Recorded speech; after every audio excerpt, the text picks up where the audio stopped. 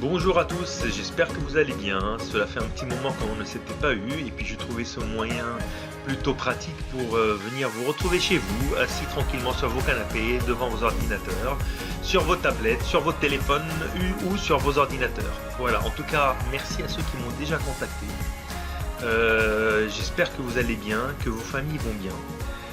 Ceux qui ne m'ont pas contacté, c'est pas bien les gars, parce qu'en fait je vous ai déjà envoyé du travail, ça fait plus d'une semaine et je n'ai toujours pas reçu de réponse. Il faut vous bouger les fesses parce qu'en fait quand la rentrée sera là, ça sera au mois de mai, il ne vous restera plus qu'un mois et demi pour finaliser le programme. Nous sommes déjà en retard, rien que par les grèves qu'il y a eu au mois de décembre.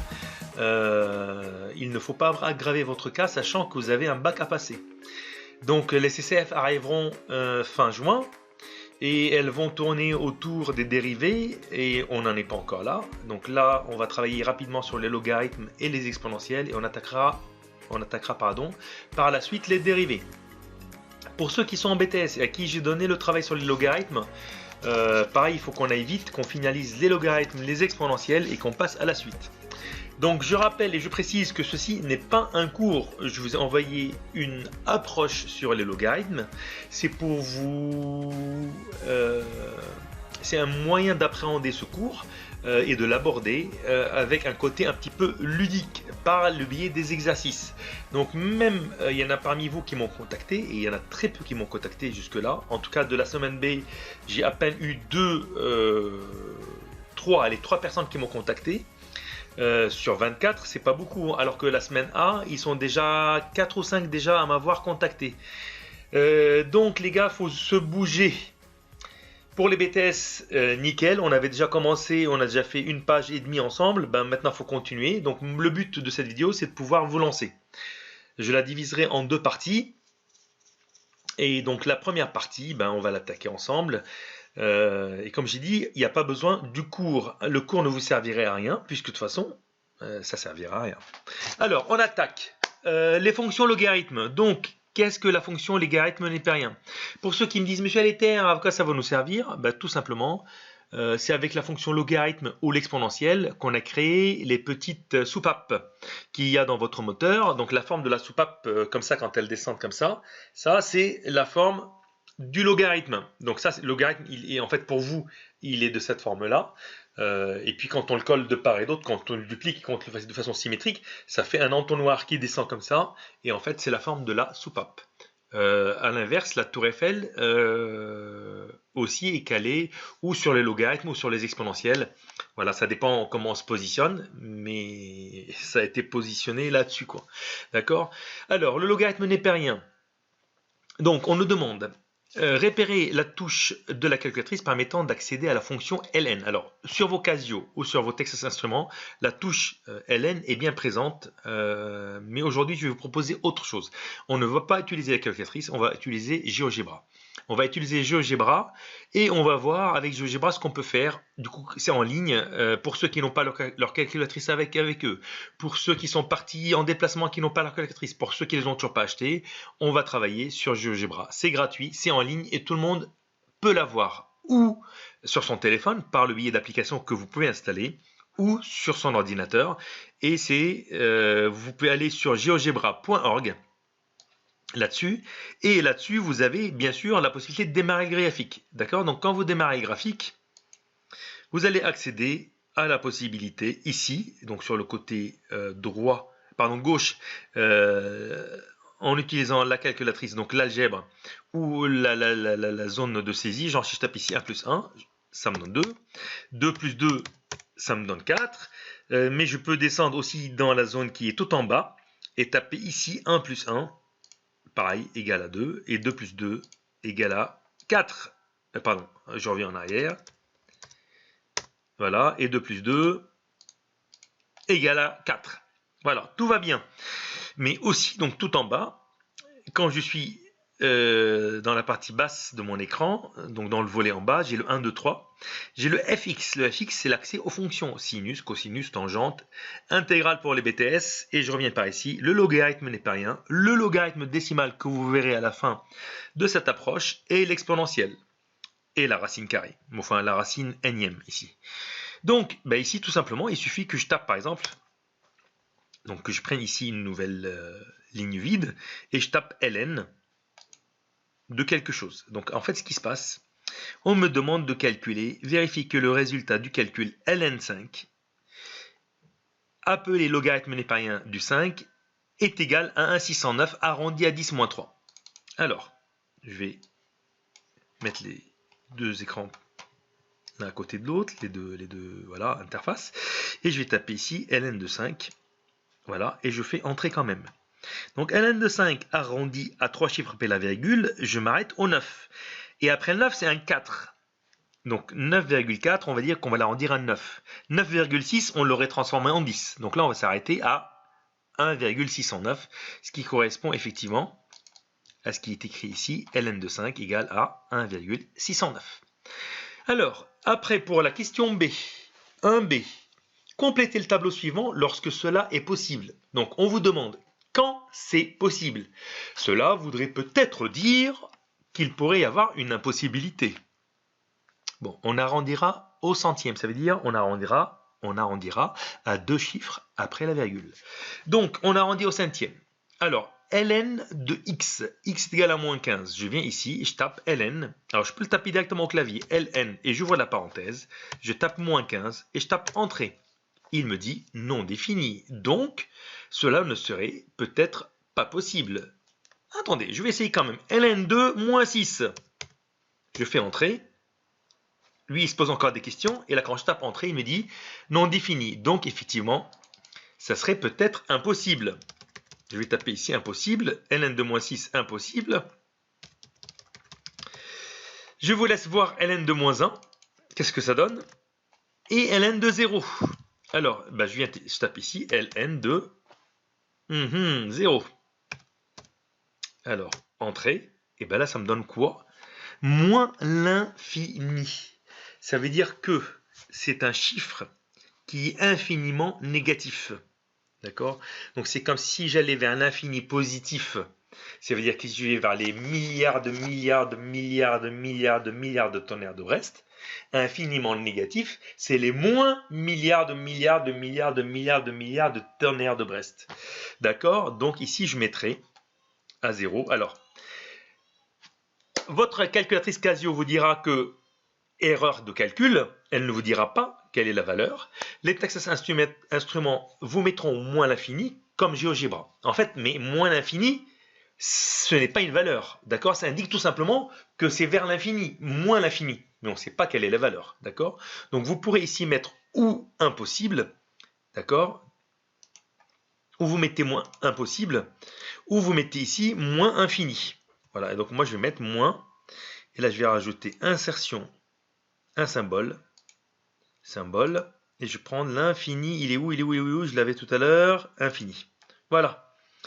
Alors maintenant, logarithme népérien de 0,6. Pareil, je tape ln parenthèse 0,6 entrée, et ça me donne moins 0,51. D'accord? Pardon, je suis 0 ici, moins 0,51. ln de 1, allez hop, ln parenthèse 1, je referme la parenthèse et je fais entrer, c'est égal à 0, alléluia. Ok?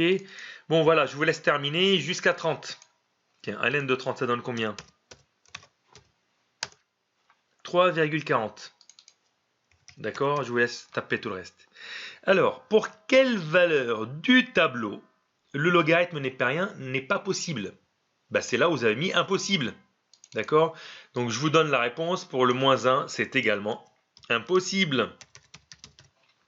Donc, ce n'est pas possible pour les valeurs moins 15, la valeur moins 6, la valeur moins 1 et 0. D'accord? Mince, pardon, j'ai effacé un peu trop vite. Plus généralement, pour la question D, présupposer pour quelle valeur le logarithme népérien n'est pas possible. C'est pour quelle valeur du coup? Tout ce qui est moins 15, moins 6, moins 1, 0, qu'est-ce que ça vous dit finalement? Ça marche à partir de 0, mais avant le 0, ça ne marche pas. Donc, je vous laisse deviner, non? Donc, ça serait toutes les valeurs qui sont négatives. Donc, vous pourrez mettre l'ensemble des réels négatifs. Je vous rappelle qu'un nombre réel, c'est un nombre avec une virgule. D'accord? 0,1, 0,56, 0,352, moins 2557,462. Ce que vous voulez, d'accord? Tous les chiffres, mais avec une virgule. Mais ça inclut également les 1, 2, 3, 4, les nombres réels, d'accord? Donc, l'ensemble des réels négatifs. Alors, ils disent, on vérifiera en calculant d'autres valeurs. Je vous laisse calculer d'autres valeurs. Je sais pas moi, essayez par exemple moins 1000, ln de moins 1000. Ça me donne combien? D'accord? Essayez de me les calculer. ln de moins 56. Essayez, prenez les valeurs que vous voulez. Dites-moi, testez, d'accord? En déduire l'intervalle sur lequel la fonction logarithme népérien est définie. Est définie, c'est-à-dire qu'elle fonctionne. Qu'est-ce qui fonctionne? En déduire, on déduit que, en tout cas de 0 à 30, ça fonctionne. D'accord? Mais on pourrait déduire que ça peut aller plus loin. Hein. Moi, je pense que ça marcherait mieux. Regardez, si je tape ln de 1, 0, 0, 0, 0, 0, 0 et je tape entrée, c'est 16, donc ça marche. Donc je dirais, elle fonctionne sur l'intervalle 0. Je commence par 0. Et je vais jusqu'à plus l'infini. Alors, on va en parler. Alors, plus l'infini. Pardon, erreur. Voilà. Non, ça ne veut pas. Allô la Terre. Voilà. Alors, je vais prendre un petit tableau ici, un tableau blanc.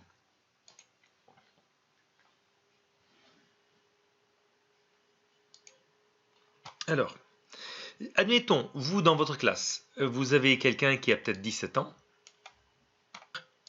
Voilà, ok. Donc, je vais dire, vous êtes entre 17 ans et je vais prendre 32 ans. D'accord? Je dirais que personne n'a 17 ans, vous avez pile poil au-dessus de 17 ans. Ok? Enfin non, vous avez de 17 ans à 32 ans. D'accord? Donc ça inclut tous les élèves qui ont 17 ans et tous les élèves qui vont jusqu'à 32 ans. D'accord? 17 ans, c'est-à-dire que 17 pile. Il a 17 ans pile, il a 32 ans pile. D'accord? Pas une seconde de plus. Si je mets par exemple cette forme-là, 17,32 et ici fermé, ça veut dire que ça inclut tous les élèves au-dessus de 17 ans, donc celui qui vient d'avoir 17 ans même maintenant même, il n'est pas inclus dedans. Et tous ceux qui sont plus que 17 ans sont inclus dedans jusqu'à 32 ans. Mais les 32 sont inclus. Et là, du coup, pour le logarithme népérien, on se rend compte que le 0, ça n'allait pas. Donc, on enlève le 0. Et ça allait jusqu'à, tout à l'heure, 18 dans nos calculs, mais j'ai même testé le 1000. Mais normalement, ça ira jusqu'à plus l'infini. On peut aller jusqu'à autant que vous voulez. Sauf que l'infini, comme on ne sait pas ce que c'est comme valeur, on ne l'inclut jamais. D'accord? Donc, du coup, on la met ouverte. Donc, c'est pour ça qu'ici, j'ai mis de 0 jusqu'à plus l'infini. Tracez à la calculatrice la courbe de la fonction logarithme népérien entre 0 et 18. Donc, là, on n'est pas sur la calculatrice, mais ceux qui ont la calculatrice, vous pourrez l'essayer dessus tout à l'heure, et vous irez dans la window ou la V-window sous Casio, window pour Texas Instruments, et vous demanderez d'afficher qu'entre 0 et 18. Ici, qu'est-ce qui va se faire? On va taper ln, et on va mettre x, et on va afficher l'équation, et qu'est-ce qui se passe tout de suite? Tadam, sur le côté, ça s'affiche. Alors, je vais réduire un tout petit peu à côté. Voilà. Et on va aller à peu près de... Je réduis encore tout l'affichage. Moins. Moins. Encore un tout petit peu, voilà. Donc là, on est entre 0 et 22. Ok, après, on va vous demander... Alors, ils vous demandent, eux, en mettant un point mobile sur la courbe représentée. Donc, vous venez ici, en fait, ce qu'ils voudraient, c'est que vous venez sur cette partie-là, donc sur les outils. Et là, vous pouvez dessiner des points. Vous pouvez dessiner des courbes, des intersections. Et vous venez mettre un petit point ici. Tac. Vous prenez un deuxième point ici. Tac. Un troisième point ici. Tac. Un point ici. Tac. Un point là. Pif. Un point là. Paf. Un autre point là. D'accord? Vous avez les points A, B, C, D, E, F jusqu'à G. Vous revenez ici, vous avez toutes les valeurs, tous les points. Bah, vous pouvez venir et les inscrire ici et redessiner la courbe. Moi, ce que je vous conseille, un conseil d'amis, c'est de venir ici voir 0,6. Donc vous mettez ici 0,6 et vous descendez jusqu'à moins 0,51. Pour 1, c'est 0. Pour 5, vous l'avez calculé, vous le mettez. Pour 10, vous le mettez ici. Et pour 30, bah, vous ne pourrez pas, mais vous calculerez pour 18 par exemple. Et vous verrez comment va votre courbe. Et effectivement, elle part d'ici du bas, elle monte et elle continue à monter, à grimper. D'accord ? Bon, on passe à la suite. Si de toute façon vous avez des questions, n'hésitez pas à me les écrire et je vous referai une petite vidéo complémentaire. Alors, qu'est-ce qu'on peut dire des valeurs ln de x, question H. Qu'est-ce qu'on peut dire des valeurs ln de x lorsque x se rapproche de 0? Donc, ça part de 0, ça continue à grandir. Et quand je reviens vers 0, qu'est-ce qui se passe? Et quand on se rapproche de 0, les valeurs, elles deviennent super négatives. On descend vers moins l'infini. D'accord? Regardez ici. On devient et on vient vers moins l'infini. Je vais même agrandir, regardez. Je vais zoomer, je zoome. Je zoome encore. Vous pouvez zoomer autant que vous voulez. Hein. Alors, ici, la droite, vous avez l'impression qu'elle se colle contre l'axe des ordonnées, mais elle ne se colle pas vraiment. Elle se rapproche, elle se rapproche, se rapproche.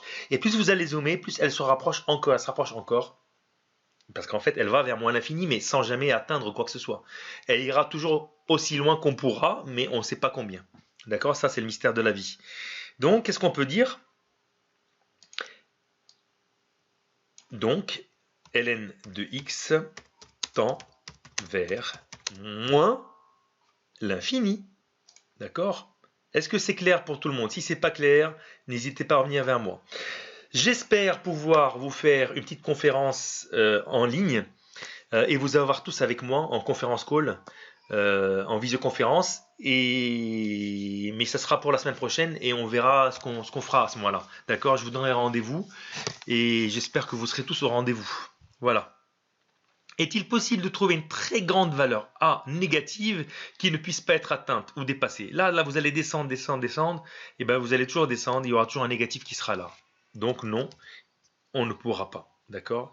Il y aura toujours une valeur négative qui sera dépassée. Toujours. Plus tu vas aller vers 0, plus tu vas descendre, descendre, descendre, descendre. Alors, calculer. Après, on nous demande de calculer. Maintenant, donc l'x, on se rapproche de 0. Ça commence à descendre. Mais maintenant, on va nous demander d'aller dans les x le plus loin possible ici. Le plus loin possible, d'accord? Donc, plus tu vas ici possible, regardez. Je zoome dans le sens inverse autant que je peux. Je zoome, je zoome, je zoome, je zoome, je zoome. Pardon, je dézoome.